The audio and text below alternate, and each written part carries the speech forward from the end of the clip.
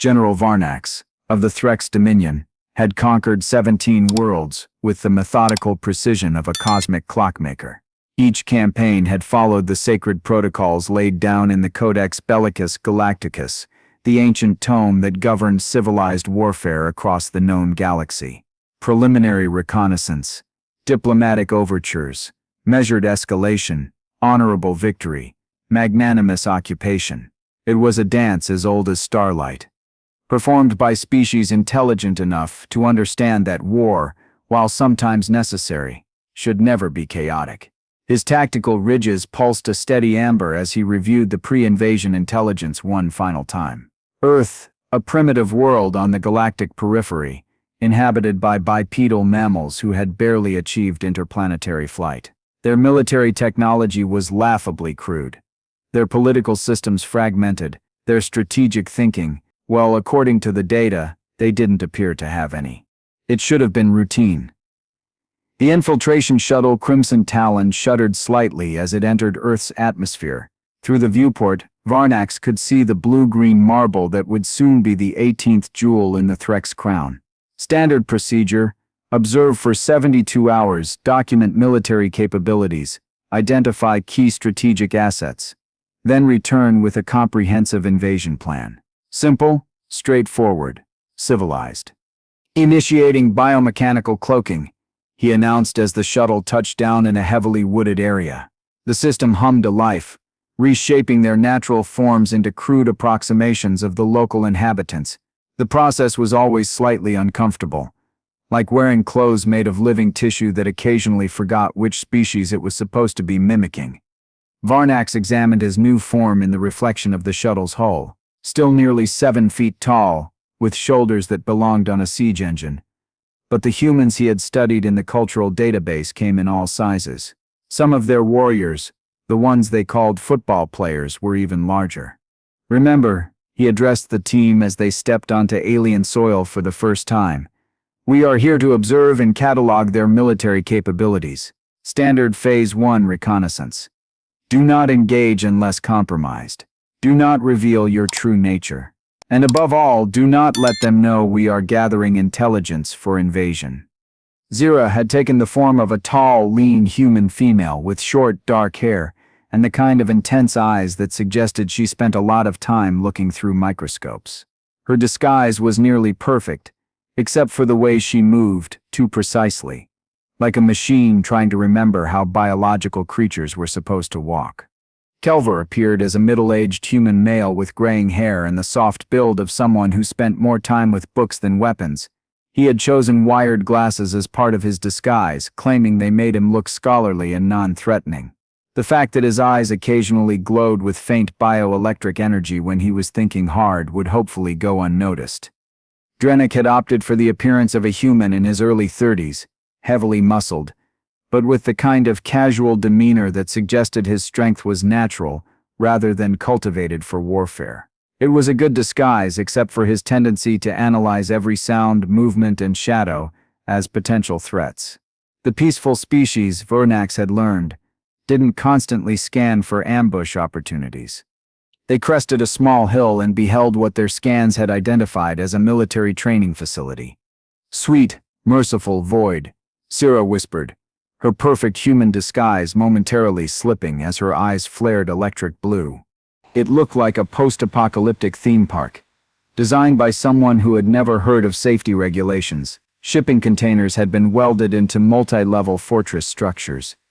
Abandoned cars were stacked into defensive barriers, what appeared to be sections of actual buildings, a gas station, a small house, even part of a school bus, had been arranged into a sprawling maze of cover and concealment.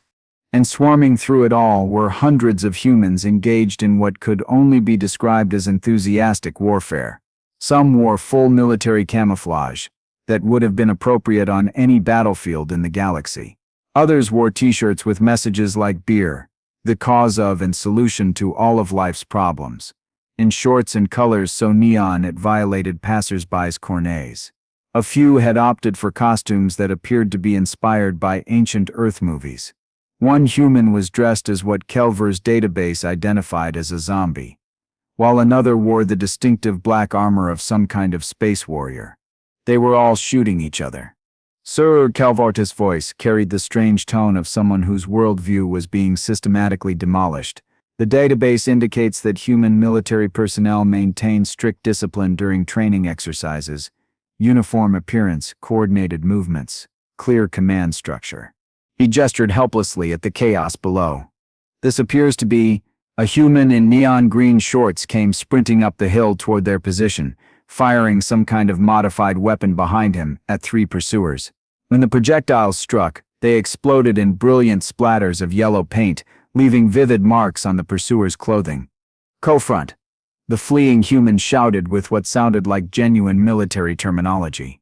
Then, without missing a beat, he added, "You ain't set catching the Tennessee Terror today, boys."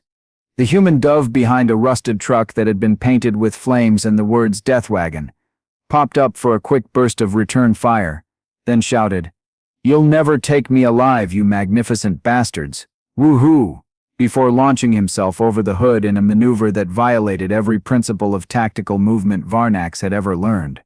His pursuers cheered appreciatively even as they gunned him down in a crossfire of multicolored paint projectiles. "I got him," one shouted. "Finally got him to shut up, did you?" Another congratulated the shooter. "Good Lord, beautiful death spiral, Tommy." "Oh man," called another. "That sip's going on the highlight reel." The dead human, Tommy apparently, raised his paint-splattered head from the ground and grinned. "Yours settled got me good. That was some tactical __ right there. Appears to be recreational." Kelvar finished weakly. Zira's scanning equipment was working overtime, analyzing the scene with growing confusion. The humans appear to be using non-lethal ammunition, paint-based markers designed to simulate battlefield wounds. Their weapons are modified civilian sporting equipment. "But sir," she paused, watching a group of combatants help Tommy to his feet while congratulating him on his epic death spiral and offering him a beer. "Their tactical approach is, I don't have a classification for this." A loudspeaker crackled to life across the battlefield, and a voice that sounded like it had been filtered through gravel and enthusiasm announced, "Ladies and gentlemen, welcome to the 50th annual Blood Splatter Fest. 3 days of organized mayhem in the beautiful mountains of Tennessee. Remember our motto, safety third, fun second, and victory is just a happy accident. If you're not cheating, you're not trying hard enough. If you're not bleeding, you're not leading. Let the bodies hit the floor." This was followed by what could only be described as a primal war cry from several hundred human throats, a sound that would have made the berserkers of Vega Prime proud. "We need to integrate," Varnax decided, though every instinct screamed that this was a terrible idea. "Gather intelligence on their training methods and military capabilities." They approached what appeared to be a command structure, a modified recreational vehicle that had been painted in camouflage colors and foamed with netting, antennas, and a hand-painted sign reading, "Blood Spatterfest registration. Abandon hope all ye who enter here." A human female with purple hair, arms covered in intricate tattoos, and the kind of smile that suggested she enjoyed other people's suffering, looked up from a clipboard. She wore a tank top that read Chaos Coordinator and had a name tag that said, "Hi, I'm Raven, and I'll be your death dealer today." "Well, hey there, fresh meat," she called out in an accent Kelvar's linguistic protocols identified as Southern United States subtype, gleefully homicidal. "Y'all looking to join our little family reunion? Entry fees $50 per head, paints extra. And if you don't have gear, Crazy Eights got everything you need to make your enemies cry." She gestured toward a vendor area where a human male was enthusiastically demonstrating something he called a full-auto Annihilator Mark IV Widowmaker special. We are new to this form of training," Varnax replied. Varnax spoke carefully, his disguise's vocal cords struggling with human speech patterns. "Oh, first-timers? Oh, honey, you are in for a treat." Raven's grin widened, revealing teeth that had been artificially sharpened. "Fair warning, though, Jimmy's team over there." She pointed to a group of humans in matching military surplus clothing who were studying what appeared to be architectural blueprints. They take __ way too seriously. Last year they built actual functioning claymore mines. Of course, they were filled with biodegradable glitter instead of shrapnel, but still, she laughed. A sound like broken glass being used as a percussion instrument. Merely got themselves banned. They built military-grade explosive devices? Zira added, her scanning equipment struggling to process the contradiction. And Warren set banned. Well, welcome to paintball. Raven continued, apparently unaware of the alien mental breakdown occurring in front of her. Now, you guys need to sign some waivers. Standard stuff. 1 set sue if you get shot. 1 set sue if you get exploded. You know the basics.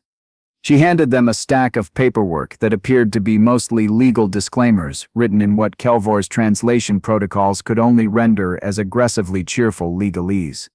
43 minutes later, after signing documents that would have made a fangy contract lawyer weep with joy, they found themselves equipped with what the vendor assured them were beginner-friendly massacre machines, and assigned to a team called the Apocalypse Pony Express.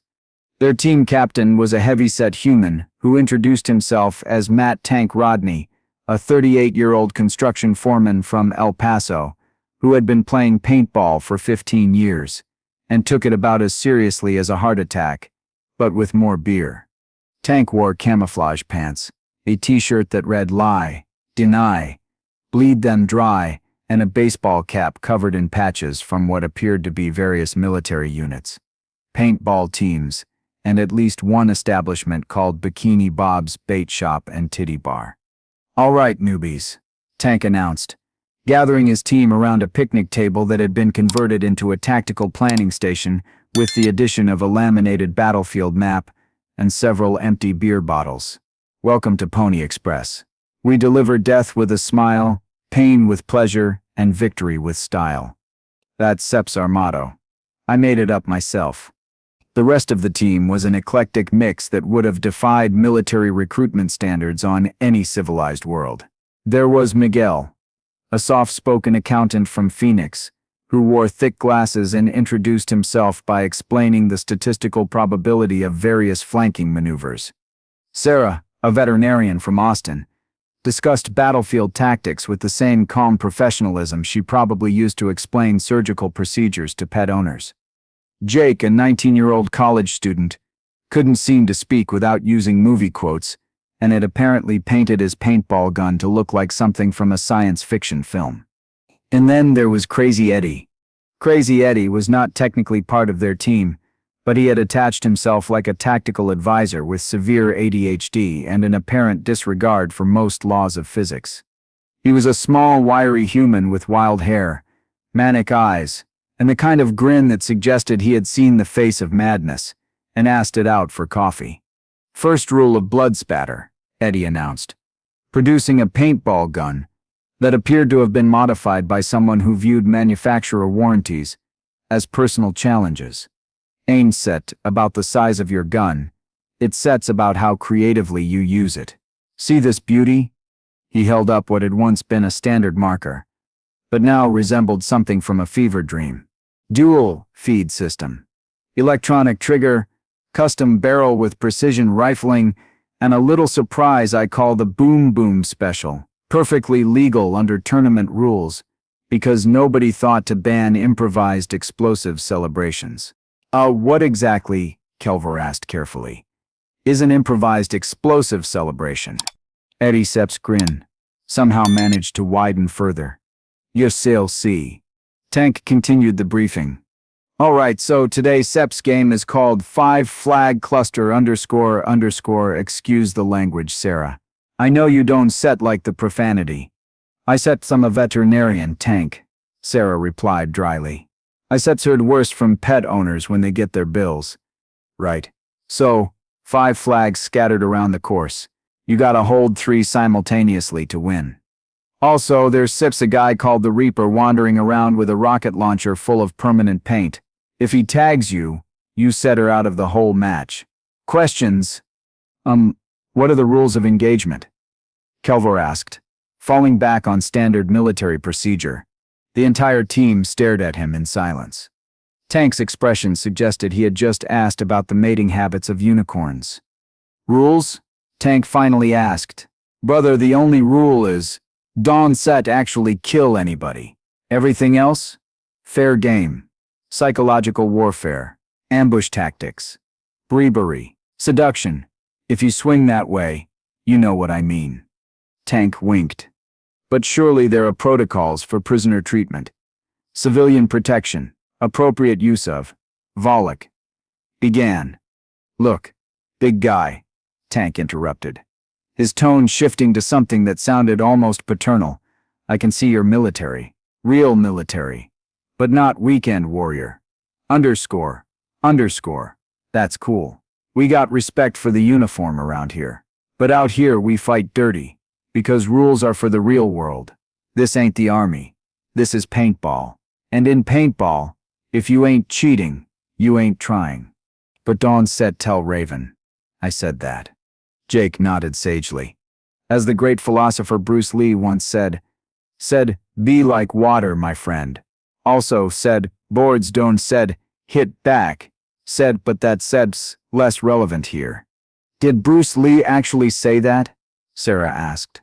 Probably. If not, he should have. A horn sounded across the battlefield, a deep resonant note that seemed to vibrate through the ground itself. Woo! Game on!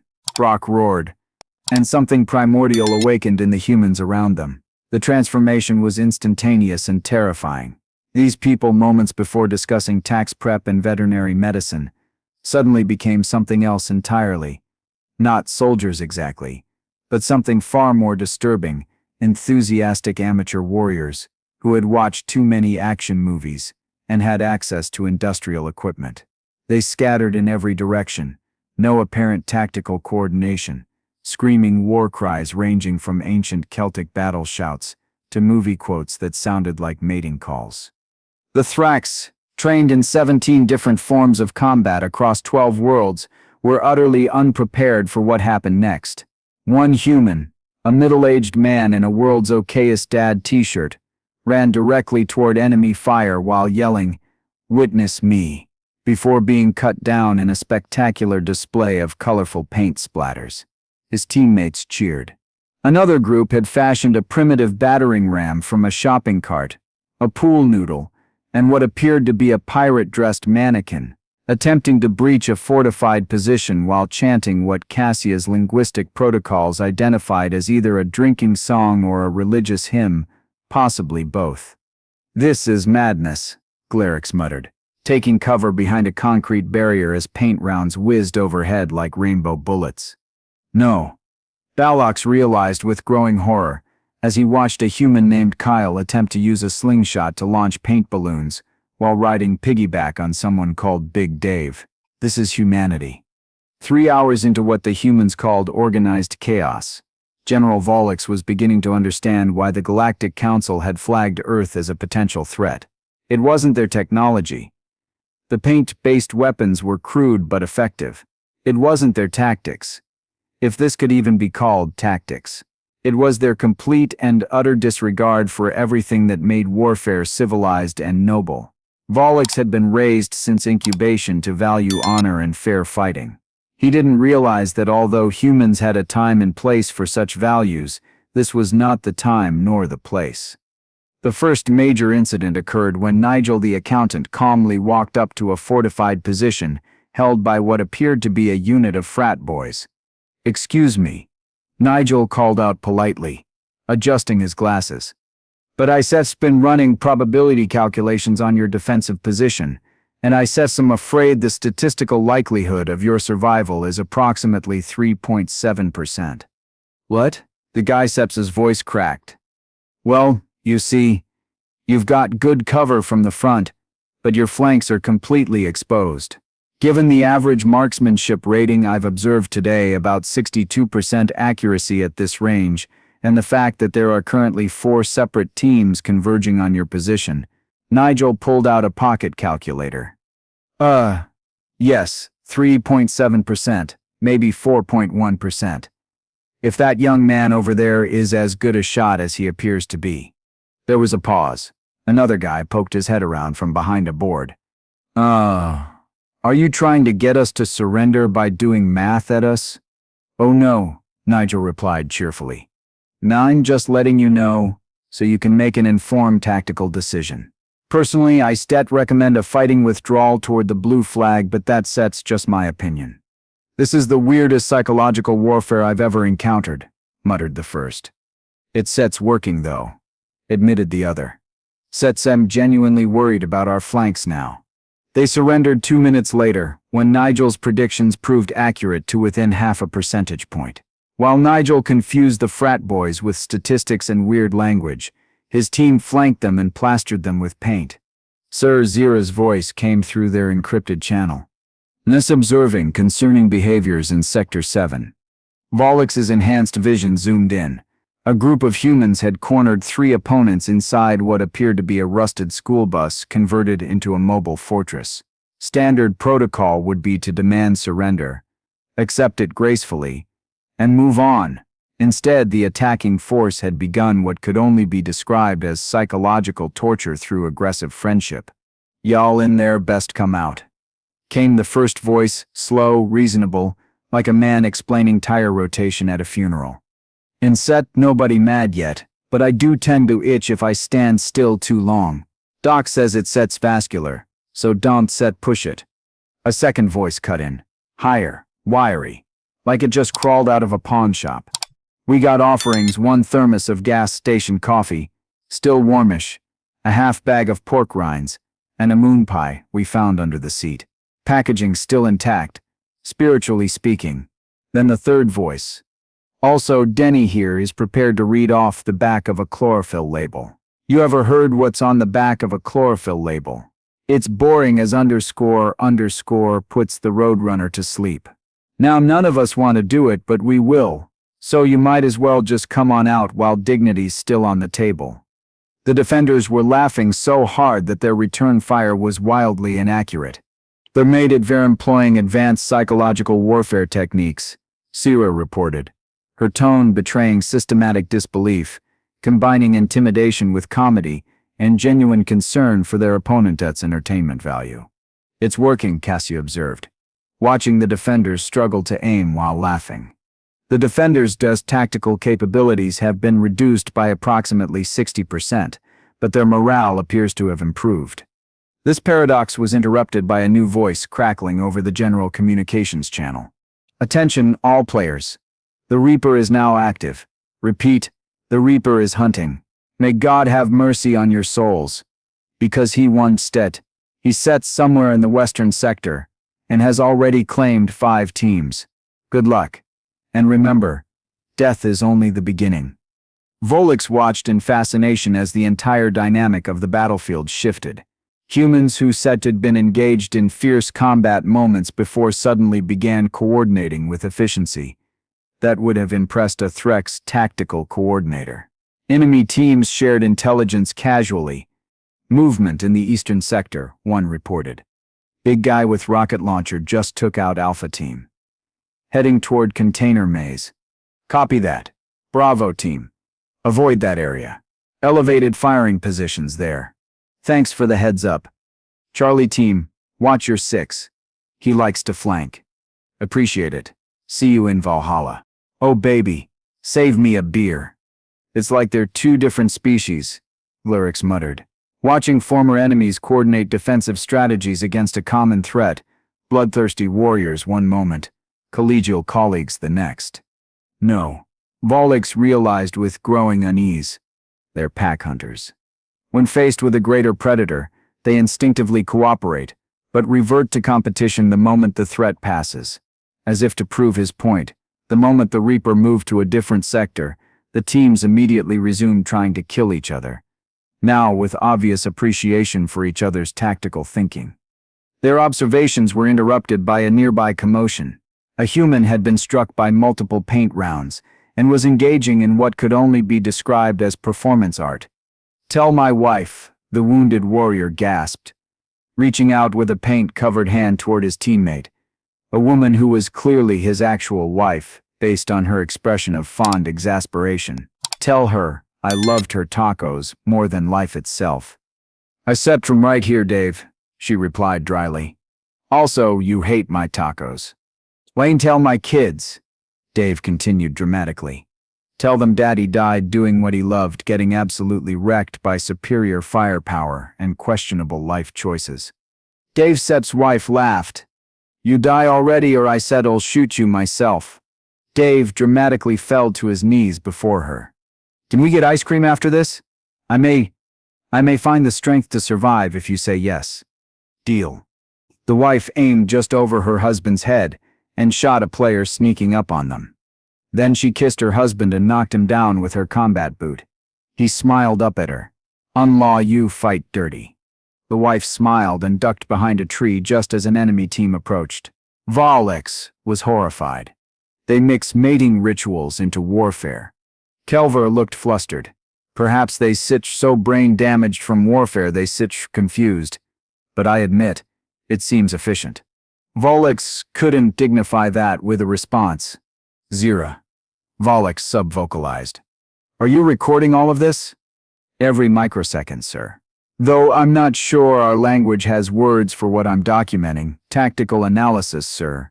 She paused, and for the first time in her 3 centuries of service sounded genuinely confused. I don't know how to categorize this. They fight with the ferocity of berserkers, but maintain social bonds that would be envied by any pack species. They show mercy to defeated opponents, while simultaneously planning elaborate revenge scenarios. They treat simulated life or death combat as recreation, while taking recreational activities as seriously as actual combat. They are brutal one moment, merciful the next. She paused again, then added, Sir, one of them just offered me a sandwich. We are technically enemies in this scenario, but she said I looked hungry, and that turkey sandwiches transcend battlefield loyalties. Did you accept? It was a very good sandwich, sir. Their tactical discussion was interrupted by an explosion of neon orange paint that covered Volix's left side. According to tournament rules, he was now wounded and operating at reduced capacity. Dude, nice hit, called the human responsible. A teenager who couldn't have been more than 16 Earth years old. That was like a perfect arc. Textbook grenade placement. You okay, big guy? This human combatant approached to check on Volix's well-being, apparently unconcerned that he just wounded someone nearly 7 feet tall, who looked like he could bench press a small vehicle. I am functional, Volix replied carefully. Cool. Hey, you said you're new, right? So, how you liking blood spatter? Pretty intense for a first-timer. It is educational. Right on, man. Hey, you said you're taking a hit like a champ. Most people whine when they get tagged with the heavy stuff. The young human grinned. Oh, heads up. Jimmy's team's been camping the North Bridge for like an hour. They've got it locked down tight with some kind of crossfire setup. But if you circle around the creek bed, you could probably flank them. Just watch out for the mud. It's like quicksand and smells like something died in it. Why are you telling me this? Volix asked, genuinely puzzled. Because it'll be more fun if you get past their ambush. Jimmy Sepp's been getting cocky lately. Needs to be taken down a peg. The human jogged away, presumably to continue trying to eliminate Volix's teammates. Kelvar came out of hiding from the opposite direction. The human went. Sir. Kelvar's voice carried the strained quality of someone whose worldview was being systematically demolished and rebuilt in real time. I'm having difficulty parsing their behavioral patterns. This enemy combatant just provided tactical intelligence that could compromise his own ally's position. Perhaps it was misinformation designed to lead us into a trap. Volix was beginning to suspect that humanity's greatest weapon wasn't their technology, their numbers, or even their apparent immunity to conventional psychological warfare. It was their complete and utter incomprehensibility. His contemplation was interrupted by the arrival of Brock. He was covered head to toe in paint of at least 6 different colors, but seemed in excellent spirits. He had acquired what appeared to be a trophy, a rubber chicken with first blood written on it in permanent marker. Hey big guy, how's Sepp's your first taste of organized mayhem treating you? It is unlike anything in my military experience. Right, that Sepp's what keeps it interesting after 15 years. Hey, you want to see something really cool? Eddie and Sarah rigged up a paint mortar using a leaf blower, a traffic cone, and, some kind of veterinary IV equipment. It's completely against the spirit of the rules, but technically legal since nobody thought to ban improvised medical artillery. Brock led them to where a group of humans had indeed constructed what appeared to be a functioning siege weapon from garden center supplies, automotive parts, and what Kelver's scanning equipment identified as medical-grade tubing. Is that? Volok stared at the contraption. Is that even remotely effective? Oh, hell yeah, Brock confirmed with obvious pride. Last year, someone built a functional armored vehicle out of a riding lawnmower, chicken wire, and pool noodles. Thing was practically unstoppable, until Nigel calculated the exact trajectory needed to lob a paint grenade through the driver's slot. It was awesome. Dominated 3 matches before we got them registered as a vehicle instead of personal equipment. Crazy Eddie appeared beside the mortar, grinning like someone who'd just discovered fire. Watch this, he announced. To no one in particular, then loaded what appeared to be a paint-filled balloon the size of a basketball into the improvised launcher. The mortar fired with a satisfying VP, launching its payload into a perfect arc across the battlefield. It landed among a group of enemy combatants with a wet splat that would have made actual artillery crews nod with professional appreciation. Beautiful. Brock cheered. That Sep's gonna leave a mark. The targeted humans were applauding. Nice shot, one called out. What Sep's the range on that thing? About 150 men, Eddie called back. What made it demonstrate a gun? No, we still good. But seriously. Great engineering. Thanks. I'll post the build instructions on the forum later. Sarah the veterinarian emerged from behind the mortar, wiping paint-stained hands on her shirt. The trajectory calculations are surprisingly similar to what I use for anesthesia delivery, she commented. Same principles of fluid dynamics and pressure differential. You applied veterinary medicine to artillery construction. Volok asked weakly. Education is education, Sarah replied with a shrug. I also used horse bandaging techniques to reinforce the pressure chamber. Works great. That evening, as the first day of combat operations wound down, Volok found himself in what the humans called the decompression zone, a designated area where combatants could remove their protective gear, consume alcoholic beverages, and engage in what appeared to be a combination of tactical debriefing and social bonding. Humans who had been trying to kill each other mere hours before were now sharing food, comparing battle stories, and offering constructive criticism on each other's techniques. It was like watching a professional military unit decompress after an operation, except everyone involved was voluntarily participating in what was fundamentally an elaborate game. First day observations, Volok murmured to his team as they found a relatively quiet corner of the area. Around them, humans were demonstrating tactical maneuvers, showing off weapon modifications, and engaging in what Kelver's translation protocols identified as friendly trash talk. Sir Zira began, then stopped. Not sure how to begin the analysis. Try, Kelvor encouraged. They've weaponized friendship, Sarah said finally. They use cooperation as a competitive advantage, but they also compete cooperatively. They employ psychological warfare that actually improves their opponent's morale. They build military equipment using medical supplies and landscaping tools, then share the construction plans with their enemies. They treat warfare as entertainment. Glarix added. But they apply the same tactical thinking to entertainment that other species reserve for actual warfare.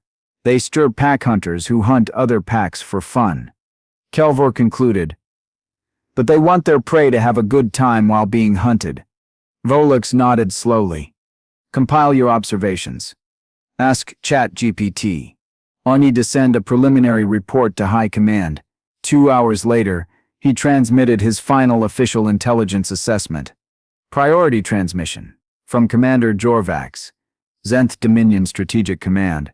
To Zenth High Command. Military Planning Division. Subject. Earth Reconnaissance. Day 1 Analysis. Command. Initial assessment of human military capabilities yields concerning data. Recommend immediate escalation to Phase 2 invasion protocols, pending further observation. Subject species displays an unprecedented approach to combat training. Humans appear to treat warfare as a recreational activity, while maintaining tactical effectiveness that exceeds our theoretical models. Their psychological warfare capabilities suggest a deep understanding of enemy psychology combined with complete disregard for conventional military ethics. Key observations. 1. Humans weaponize recreational activities. What appears to be leisure time is actually advanced tactical training. 2. They demonstrate pack hunting behaviors but apply them recreationally, suggesting warfare as an instinctive social activity. It may also be a mating activity. More data is needed. 3. Technical innovation capabilities are alarming. Multiple humans constructed effective siege weapons from civilian supplies during recreational exercise. 4. They employ psychological warfare techniques that appear designed to improve enemy morale while simultaneously reducing combat effectiveness. Our xenopsychology textbooks contain no reference to this approach. 5. Social cohesion remains intact across enemy lines. Humans maintain cooperative relationships with opponents, suggesting potential resistance to standard occupation tactics. Recommend re-evaluation of human technological threat assessment. A species that can construct functional artillery from veterinary supplies and garden equipment may pose greater technical challenges than initial scans suggested. We will continue observation. Next phase involves monitoring their night operations. Commander Jorvax. Zenth Dominion Strategic Command. He encrypted the message and transmitted it via quantum relay, then settled in for what the humans ominously called evening activities. Based on what he had observed so far, he suspected that humanity's idea of recreational evening activities would be even more disturbing than their daylight warfare. As it turned out, he was absolutely right. The humans had something called a campfire circle, which sounded innocuous until Jorvax realized it was actually a combination intelligence briefing, psychological warfare symposium, and competitive storytelling event. Humans gathered around actual open flames, a fire hazard that would have been banned on any civilized world, and took turns recounting their tactical experiences in increasingly embellished narratives. So there I was, a human named Rodriguez was saying, completely surrounded, down to my last paint pod, when I remembered something my drill sergeant told me in basic training. The story that followed involved improvised tactics, impossible angles, and what sounded like a religious experience involving a ricocheted paint round and divine intervention. But what truly disturbed Jorvax was that other humans were taking notes. They were treating recreational warfare stories as tactical manuals.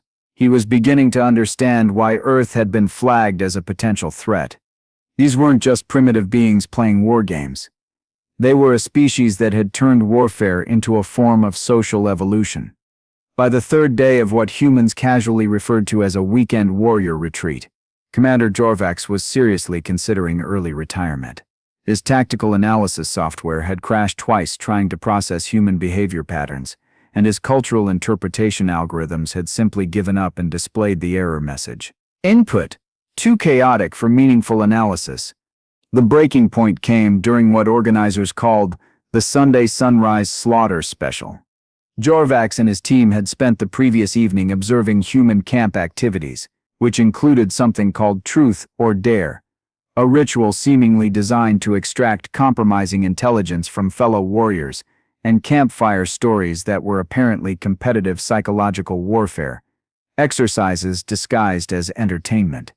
Now, as dawn broke over Bloodsplatter Fist, they found themselves facing the tournament's final challenge. A massive, no-holds-barred elimination match involving every remaining participant. 200 humans enter, the announcer declared over crackling speakers. One team leaves. No mercy, no quarter, no prisoners. Also, we seb hidden paint mines throughout the course, so watch your step. Paint mines, Modar whispered. Pressure plates connected to paint bombs. Tank explained cheerfully. Step wrong, and boom. U.S.ter covered in enough paint to be visible from orbit. Eddie Sepp's been working on them all winter. They separate works of art. But that seps, Grixon struggled for words. That seps a war crime under the Geneva Altar Accords. Tank stared at him blankly. The what now? The international treaty covering acceptable conduct in warfare. Oh, that, Tank waved dismissively. This isn't such warfare, buddy. This is paintball. Totally different thing. In paintball, if you stir not walking the line between genius and war criminal, you stir not trying hard enough. The horn sounded, and hell broke loose. What followed could only be described as the most beautiful, terrible, magnificent clusterfuck Jorvax had ever witnessed. Humans employed tactics that ranged from inspired to insane, often simultaneously. One team had constructed a functional trebuchet overnight and was launching paint-filled water balloons with medieval enthusiasm. Another group had fashioned smoke grenades from barbecue equipment and were advancing through the chaos like apocalyptic ghosts. But it was the individual performances that truly shattered Jorvax's understanding of warfare. There was the warrior they called JJ, who had somehow climbed to the top of a 40-foot radio tower and was providing sniper support with a paintball gun that had clearly been modified beyond all manufacturer specifications. He was picking off targets with precision that would have impressed a Zenthian marksman, all while hanging upside down and occasionally pausing to take selfies. There was a team that had coordinated their attack strategy through interpretive dance, moving across the battlefield in synchronized chaos that somehow resulted in devastating tactical effectiveness. And then, there was the human who broke Jorvax's brain entirely. His name was Craig. He was a 43-year-old insurance adjuster from Desmo, with thinning hair, a slight beer gut, and what appeared to be last year's sneakers held together with duct tape. He should have been the least threatening combatant on the battlefield. Instead, he was systematically dismantling elite teams using nothing but a basic paintball marker, a pocket mirror, and what seemed to be supernatural tactical intuition. "Watch this," Craig called out to no one in particular, then proceeded to ricochet a paint round off 3 different surfaces to hit a target he couldn't possibly have seen from his position. "Lucky-ass shot," someone yelled. "Look is just preparation meeting opportunity," Craig replied. Then demonstrated his preparation by eliminating 6 more opponents using angles that would have required advanced trigonometry to calculate. "Sir," Zig's voice was barely a whisper. "Are we witnessing a human tactical savant?" "I think," Jorvax replied slowly. "We said re-witnessing why this species hasn't been conquered yet." The match reached its climax when the 2 teams faced off in what the humans called the final circle, a cleared area surrounded by spectators who were cheering, jeering, and providing live commentary with the enthusiasm of professional sports broadcasters. One team employed coordinated military tactics that would have been textbook perfect in any Varnak war college. They moved with precision, communicated efficiently, and executed their strategy flawlessly. The other team's approach appeared to be run around screaming and hope for the best. The screaming team won, not through superior firepower or tactical genius, but through sheer, unrelenting chaos that overwhelmed every defensive measure their opponents had prepared for. It was like watching entropy defeat order through pure force of will. As the winners celebrated by dumping coolers of ice over their heads and chanting something that sounded like ancient human war songs. Commander Thalix made his decision. "Emergency extraction," he subvocalized to his team. "Now, Captain." Captain Morin sounded confused. "We haven't completed our intelligence gathering." "We've gathered enough," Thalix said. "Already moving toward the extraction point. More than enough." That night, from the safety of their cloaked vessel in low Earth orbit, Thalix composed his final report. Flash priority transmission from General Thalix, Varnak Strategy Command to Varnak High Command, Military Council, responding. Earth invasion assessment. Urgent revision. Sir, I am formally requesting immediate termination of all invasion planning for the planet designated Earth. After 3 days of deep cover reconnaissance, I must report that humanity represents a threat unlike anything in our tactical databases. They are not a military threat in conventional terms. Their technology is primitive. Their organization is minimal. Their strategic thinking appears to be non-existent. They are, however, psychologically immune to conventional warfare. Human beings treat combat as recreation. They find warfare entertaining. They have created elaborate social rituals around the concept of trying to kill each other, and they enjoy it. So much so that they pay money for the privilege. More disturbing, they are tactically unpredictable in ways that render our strategic models useless. They will sacrifice themselves for no strategic gain, then congratulate their killers on superior technique. They will provide tactical intelligence to their enemies because they think it will make the fight more interesting. They build siege weapons from gardening supplies and consider this normal behavior. Most concerning, their recreational warriors display tactical innovation and battlefield adaptability that exceeds our professional military standards. I witnessed a part-time bookkeeper eliminate a 12-person squad using improvised angles and reflected projectiles. When asked about his technique, he said, and I quote, "I learned it from playing pool and watching die-hard movies." Recommendation: reclassify Earth as threat level Omega. Do not engage. Do not contact. Do not approach. These beings do not fight to win. They fight because it is Tuesday. They do not fear death. They consider it a learning experience. They do not follow the rules of war, because they do not believe war has rules. We cannot conquer a species that thinks conquest is a game. I am requesting immediate reassignment to desk duty, preferably somewhere far from Earth's solar system. Also, please send a therapy unit to meet us at the extraction point. My team is having difficulty processing what we have witnessed. General Thalix, Varnak Strategy Command. P.S. They invited us to next year's tournament. I told them we'd consider it. I lied. Do not consider it. The response from Varnak High Command came within hours.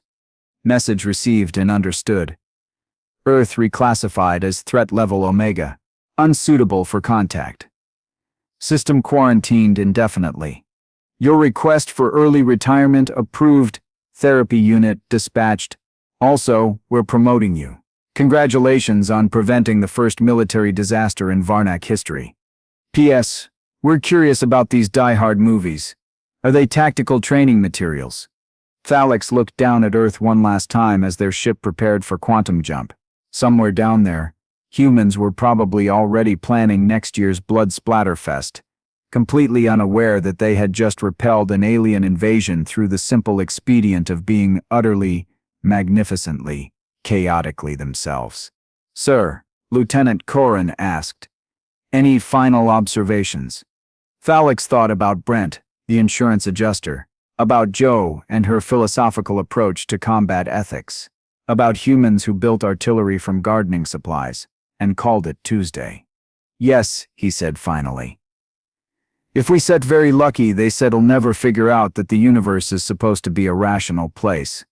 The ship jumped to hyperspace, leaving Earth spinning peacefully in its orbit, blissfully unaware that it had just become the most feared planet in the galaxy. Months later, Thalix's memoir, I Fought the Humans and They Laughed, became a bestseller across 17 star systems. The Galactic Council officially designated Earth's solar system as a no-travel zone, citing the species as psychologically hazardous to rational thought. And somewhere in a quiet suburb of Demo, Brent the insurance adjuster was planning his strategy for next year's tournament, completely unaware that he was now considered one of the most dangerous tactical minds in the galaxy. An insurance adjuster indeed.